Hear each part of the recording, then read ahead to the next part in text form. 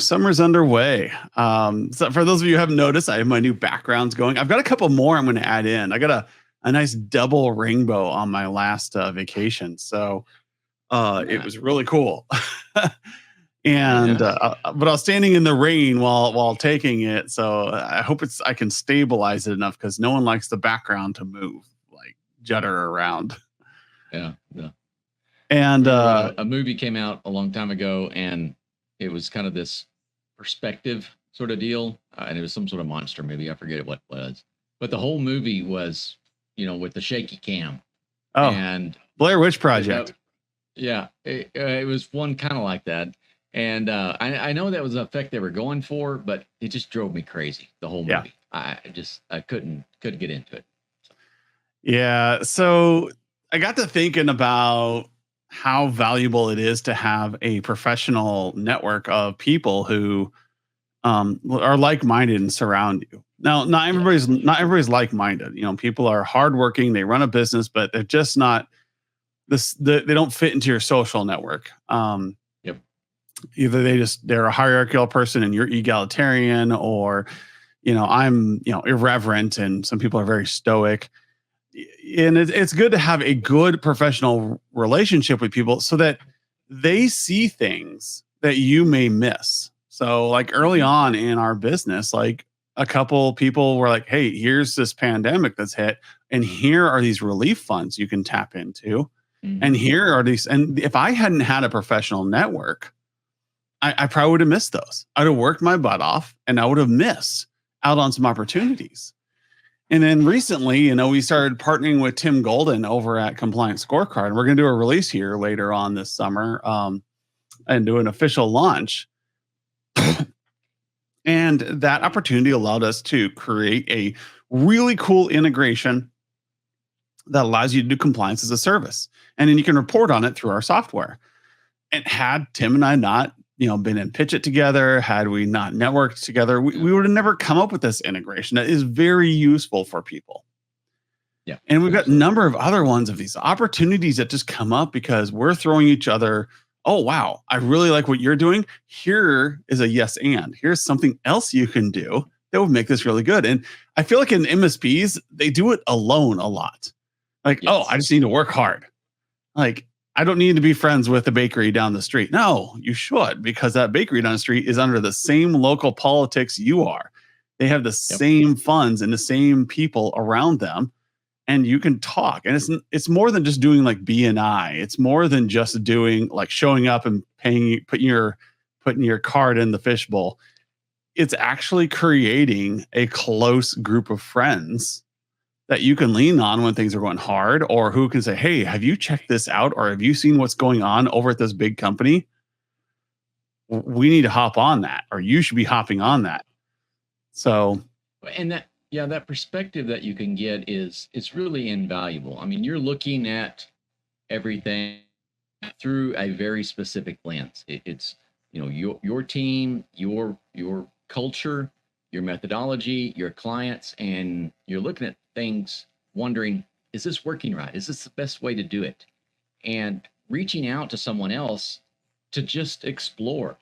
I remember talking with another vendor, and we were asking about, or I got to asking about some billing cycles. When do they start doing this? And I got some very eye-opening information about how their business runs. Now, does all of that translate to ours? No, not necessarily. But there were some really important elements. I was like, oh, maybe we could do something like that. Maybe that would change something. Maybe that would remove a roadblock and help us, be more successful. But without that conversation, I would have really just been guessing about so much of this stuff. And relationships matter. Yeah. It's the slogan at the back of our cigar club I go to. Relationships matter. And the idea is you are as capable as you can be. Now, imagine if you had 8 other people in your circle who are also very capable. And think about the things that you discover because you're curious, because you found a different way to do sales. You found a different way to do marketing, or you found an opportunity, or you saw some legislation that you could take advantage of that helped you get a tax break. Now imagine if there was 8 of you. And what if you guys talked regularly? And you had a CPA over here says, "Hey, look, there's a new program coming out you need to take advantage of." And over here, you've got one of your fellow MSPs that you know from like maybe another town or something. They're like, "Hey, did you know that these are now tax write-offs?" You know, and you can do things like that with like here in Lincoln, we have LIBA, Lincoln Independent Business Association, and it's a very professional nonprofit organization. And you get to know a lot of people there. We have a problem at Humanize IT where we are an international company. And Yeah. so I don't shop where I eat or whatever that phrase is. Yeah. um, Yeah. and the usefulness of local peer groups isn't as good for me as it is when I started going to conventions and started creating friends with these other booths or these other companies that are doing the same things we are, like other independent software vendors. We're independent. Other independent software vendors have the same struggles we do. And it's like, well, how are They you do. doing this? How are Yes. you doing that? Because when you don't have a $40 million pot to pull from, it makes strategy different. And we come up with some really clever ways to stay independent. And getting to know those other people with same values, like we want to change how the world, we don't just want to make a buck. We want to change how things are done and make it better. And that becomes a really neat group of people. Some people are out there just to create a business, milk it for all it's worth, and sell. That's fine. That's your way of doing things. There are some of us who want to make the money and provide a shift in the right direction for the channel. Yeah. So, like at Humanize, we want to be profitable, but we also want to help people change their narrative to be more relationship focused with their clients. And if I can accomplish that, Well, and Skip can that's our accomplish that, passion. then we feel like we've done something well. Could Yeah. we sell out and do something And that simpler being our and that was a passion, we need turnkey people. solution and then just turn and burn the company? Probably. But where's I feel like there's no passion there. There's no That's right. value Yeah. driven there. So I like to find other people who are that passionate, value driven organizations who are trying to change things for the better. And now the peer groups can be a really good way to do this. I was, volunteered to participate in a peer group many years ago, and I was pretty apprehensive about it. I'm very much the introvert, and so this idea of going and meeting regularly with this whole group of people and sharing all this information, I was like, oh, I just really don't want to. I ended up doing that for a little over 4 years, and professionally, I can hands down say it was one of the best experiences that I ever went through. I grew more as a professional. I learned more doing that than I could have ever accomplished on my own. Yeah. And it wasn't just the technical details about, hey, this is how we're configuring our RMM tool and it doesn't generate so many false positives or whatever. It was the passion and the approach that I could take, make it my own, but I could better understand the process and the endpoints that we would go through.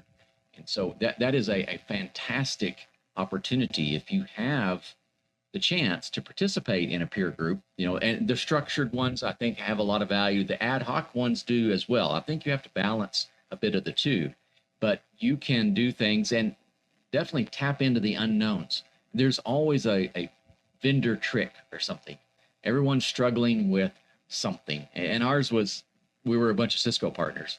So, somebody would be discussing this and like, well, next quarter, Cisco's going to have a special deal on this. Maybe you should wait until you place that order or talk to your Yeah. rep and see if you can get that discount early or whatever. Sometimes it would save us or help us make tens of thousands of dollars more just because someone else shared a really interesting bit of information. So Yeah. those are kind of the real obvious values, but I go back to the passion and the methodology of how I was able to see other organizations tackle challenges, and Yeah. that was the real value for me, to be able to see that and then take it and make it my own. Yeah. And being aware of opportunities is what that network gets you. So creating that social network, that peer group where you're like-minded and you're looking at like opportunities. Hey, the EIDL funds that came out during the pandemic, those are a huge godsend. But if you didn't hop Mhm. on that right away, you missed it. And you might be Yep. floundering or failing as a company because you did not hear about that from a peer who heard about it from a peer because they did a crap Mhm. job of advertising it. Yeah. And we want to have these values pushed out amongst your peers because they're going to be like, oh, Adam might be interested in that. And Adam's doing a really cool thing over there. Or Skips is doing this. And I think he would really benefit from this. And, I might come up with something that say, hey, man, Tim, you need to jump on this, because it's coming up and it's a great opportunity for you that you're widening the net is really what you're doing. If you're doing it alone and you don't have professionals that you hang out with or contact on Slack or regularly connect with and create relationships with, you're missing opportunities, Yep. hundreds of them, because these people are also hungry. They're also value driven. They're also like minded. And so they're going to help. And then, when you get in a bad spot, they're going to help. When you're in a good spot, you can help them. And it's all about this widening of the net, widens the opportunities, and you start feeling something called what people call luck. Oh, you're just really lucky. I'm like, no, I just have a really good social network that affords me more opportunity. And then I can Yeah. decide which opportunity I want to get on. If it's just me, I'm relying more on luck to discover things. If I've got a good social network, these opportunities they just kind of come to your desk because you're like, everybody's looking, everybody's talking. And all of a sudden, now you're like, wow, you're so lucky you got that. I'm like, no, I just happen to have a really good social network that brought Yep. this to my table. Oh, you're so lucky you got to be in this program.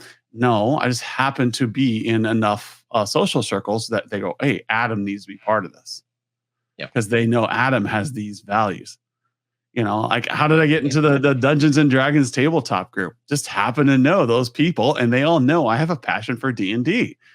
And and so like, oh, you're really lucky you got in. I'm like, no, I'm not lucky. I just have a good network. Yep. How many of you have good networks? Not just personal networks, but like professional networks where you're helping them, they're helping you, you're throwing each other bones, throwing each other clients because you find a good opportunity. Heck, I was just on a call the other day with one of our clients and they were struggling with another piece of software. And I was like, well, let me just get them on. And so I pulled on the owner of the software. He just happened to have Yeah. a few free minutes and we just chatted and he goes, nope, this is what you need to do. And we had him completely fixed up in less than 10 minutes. Yep. And he was happy. He's like, Yeah. oh, well, that's exactly what I was looking for. Yep. So it's in this documentation, it's in this article right here. And Yep. it's okay because now that MSP was helped because they had a good network that was able to show them these things. So they're able to take that to their clients and earn more money. Had they worked with another group, they wouldn't have had that synergy That's true. where That's true. where we have like, let me just pull in Bob. Let me pull in Alice. Let's see if they're free. Message them on Slack. I happen to know them personally. Oh, yeah, let's get them over to the phone call. And it's like, wow, you're really good. You're really lucky that they were online. No, I just happen to have, again, a large social network of great like minded people. And I think that's where we see this world going. Like you get like these large ecosystems like Kaseya, they're all kind of forced to be together because of the money. But then you have these independent vendors who choose to be in the same circles together Yes. because they're trying to accomplish similar missions. Yeah. Yeah, they want to make money. We all want to make money. We're not nonprofits. Not gonna edge around that. But Yeah. Yeah. I can say, look, if you work with me and Tim, we can generate your company an extra $500,000 a year right off the bat because now you can do compliance as a service and it snaps right into your QBRs. So your clients will be like, ooh, I want to do that. Oh, that's valuable. That's worth an extra $5,000 a month for me. And they get to see it in their quarterlies, their reports, and then and then your engineers are happy because they don't have to do all the policy and frameworking. They can work with Yes. this tool to do it. And there's this nice synergy there. But we're two independent vendors. We are not working under the same umbrella. We just have the same mission and the same style where we want to improve MSPs and make our dollar doing it. Well, and like so many other things that we talk about, you have to be very intentional about this. It has to be a priority. And I think, for Adam, for you, it comes much easier. For me, I have to, kind of force myself to do it. And like recently at the IT Nation event that I went to, my joke was I was going to have to channel my inner extrovert.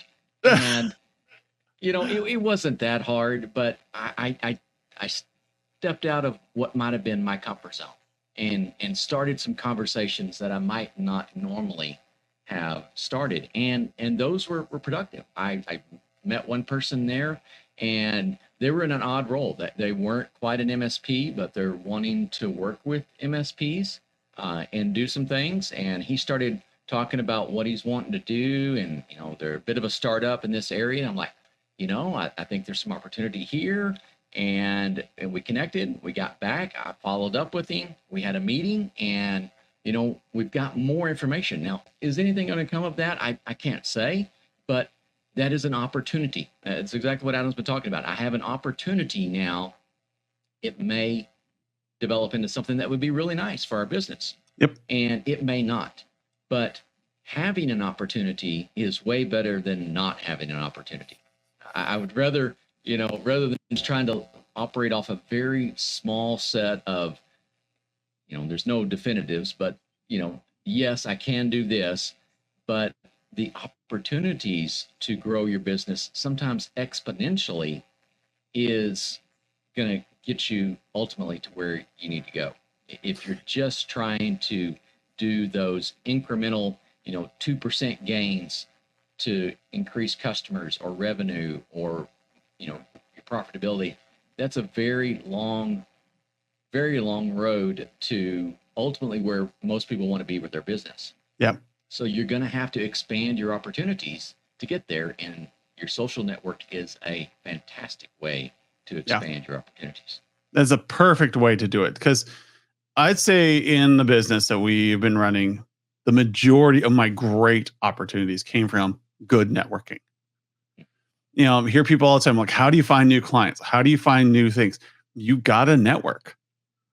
And you've got to get your brand out there. You got to find like-minded people who you're going to synergize with really well and get things going. If you don't have like-minded people in your social group, go find them. Where do you find them? You just got to start actually talking to people at conventions. Find people that are in similar sectors. If you're a MSP who specifically focuses on schools, put that brand out there. I focus on schools. Who else does? And start looking for those people. And then if you focus on medical offices, start doing that. Look around for MSPs who focus on medical offices. Find those like-minded people. They're going to be like, oh, did you know that this happened? Did you know that you can now take advantage of this?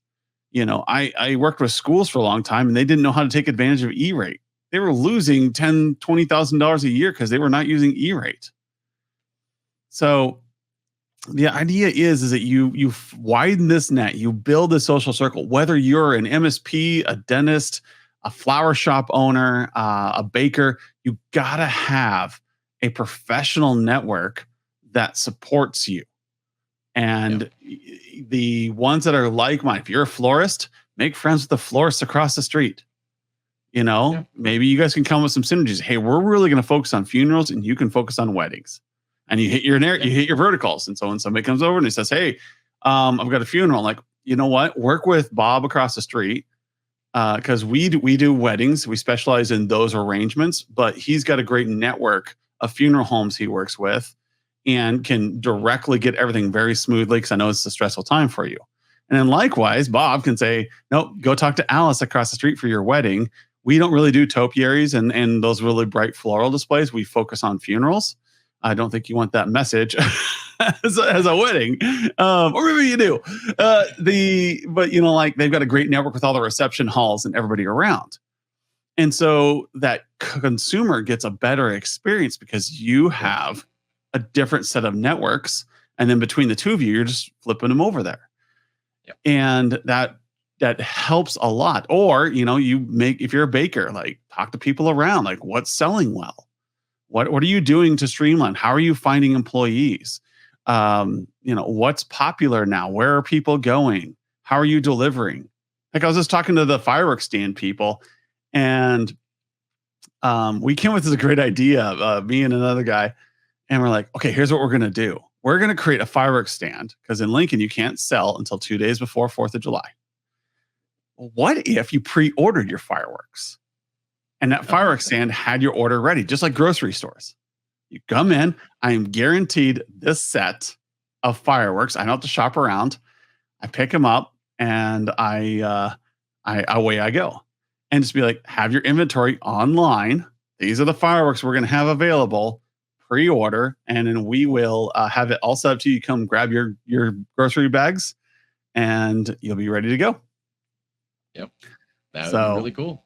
But that was just me networking with fireworks stand owners, right? I mean, what business do I have there? None. But because we sat down, we're talking about some of the problems that were happening. Like, well, why don't we just do pre-orders? They're like, oh, that's a great idea. Okay, because that benefits me now. I can get my orders done ahead of time, and I get what I want. So you mentioned something a minute ago about like you were using the flower shop example. And I have seen people that really shy away from talking openly. And I know we're always going to keep some things a bit closed, but talking openly with your competitors. Yeah. If you have people even in your market space that share the same vision, the same ideas, it's okay to talk to those people. It is okay to network with them and make them, to some extent, part of your social network. Because I think everyone, well, those that are a little bit more realistic about it are going to understand that they can't have everybody as a customer. Not all business is good business. And you may encounter people that like, that's really not, just like we were talking about, that's really not our specialty, but one of my competitors is really good at this. Yeah. And I think you should go over there. And I know a lot of people, they hear that and they go, what? I'm going to refer business to my competitors? Yes. Yeah. Yes. I do that in sales calls all the time. Absolutely. I think, you know what? I wouldn't go with that vendor, but if you really want to look for somebody who's more of a fit for you, check out these guys over here. They've got a great mission. They got a great product. We have different ways of accomplishing the same thing or similar things. And so pushing people to a product, I would rather them go through and go to another competitor than have them work with us for 2 months, eat up their money, eat up Skip or Richard's valuable time. And yeah, sure, I made $1,000 off this sale. Or I could send them over to my competitor who's doing exactly what they want and have a better experience, and I can onboard somebody else. I can free up time. Yes. And sure, I lose $1,000, but you have that great experience. I helped an MSP find the solution that they were looking for. And I'm just completely honest about it. I call it the Miracle on 34th Street move. You can focus on what's going to be more successful for you. Yeah. Having that failed customer is bad for everybody.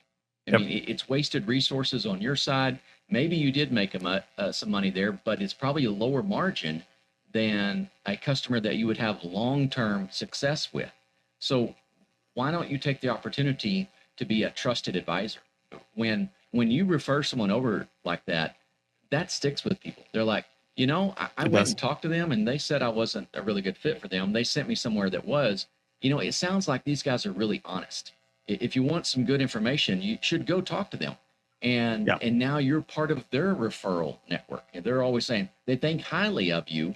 And so they're going to, whenever the opportunity comes up, they're going to send business your way. So those competitors are not necessarily, somebody that you want to avoid conversations with. I would say you need to actively talk to your competitors. So build your social network, whether it's your competitors, whether it's just other people in the pool. It's the ocean's big. Share it, Yes. but also Yes. use each other, create opportunities for each other, widen that net so you catch more fish and more of the fish that you want. In that way, you can consider yourself lucky. And when somebody calls you lucky, you can say the same thing I do. No, I just happen to have a really big social net that gives me more opportunities. And when you have all those opportunities, you find out that you get, oh, wow, instead of having 3 opportunities a week, I've got 20 opportunities a week. Well, pick from those. Which ones are the best ones for you? That's how social networks work. Whatever industry you're in, whatever your lifestyle is, you're a stay-at-home mom, you're a janitor, to a florist, to a baker, whatever it is, whatever your lifestyle is, improve your social network. Find like-minded people who are interested in your success that you can help be interested in their success. And in rising tides, float all boats, raise all boats. So, all right, I like this topic. I've got some really great guest podcasts coming out here pretty soon. So be looking for those as we bring some people from the Pitch It program on. And Skip gets to take more breaks from podcasting. All right, thank you, and we'll see you next week. See ya.